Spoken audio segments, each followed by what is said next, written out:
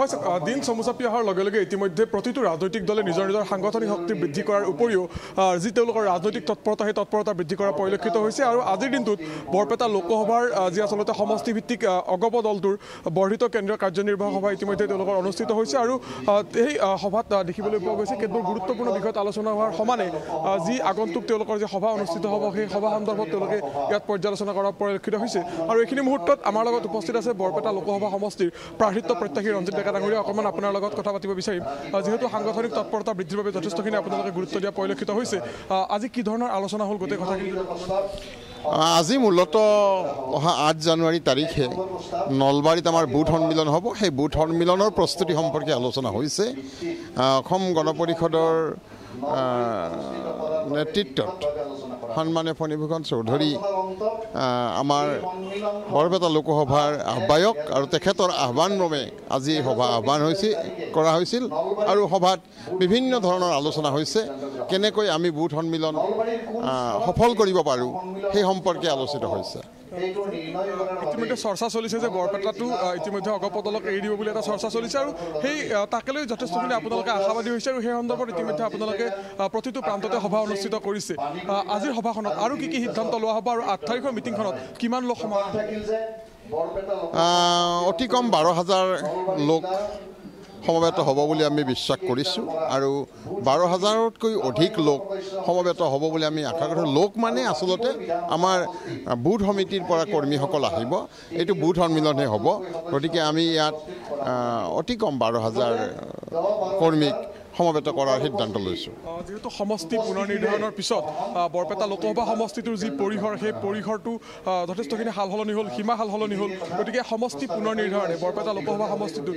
আপোনালোকৰ ক্ষেত্ৰত কিমান মানে ইয়াত আপোনালোকৰ কাৰণে ইতিবাচক হ'ব বুলি ভাবে এইবাৰ বৰপেটা লোকসভা সমষ্টিত বিজেপি মিত্ৰজোঁটে শেষ আহি মাৰিব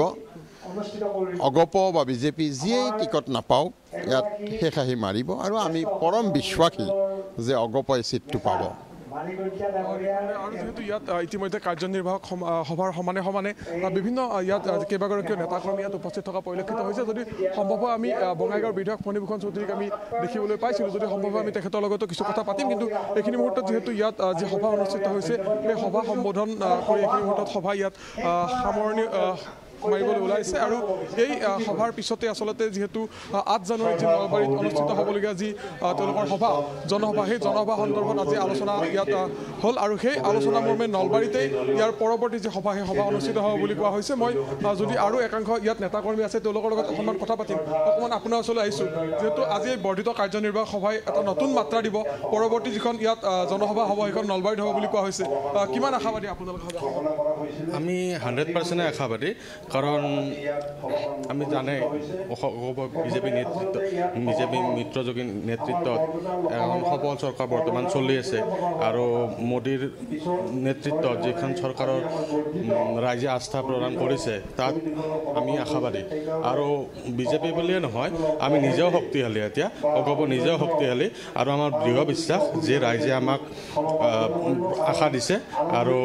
অনাগত দিনত 24 লোকসভা নিৰ্বাচনত আমি জয়লাভ কৰিম হয় ভাস্কৰ আমি এই মুহূৰ্তত আপোনাক ধন্যবাদ জনাইছোঁ আৰু এই কাৰ্যনিৰ্বাহক বৰ্ধিত কাৰ্যনিৰ্বাহক সভাৰ সন্দৰ্ভত বা কেনেধৰণৰ সিদ্ধান্ত গ্ৰহণ কৰা হৈছে সেই সন্দৰ্ভত আমি পৰৱৰ্তী সময়ত আমাৰ দৰ্শকক অৱগত কৰিম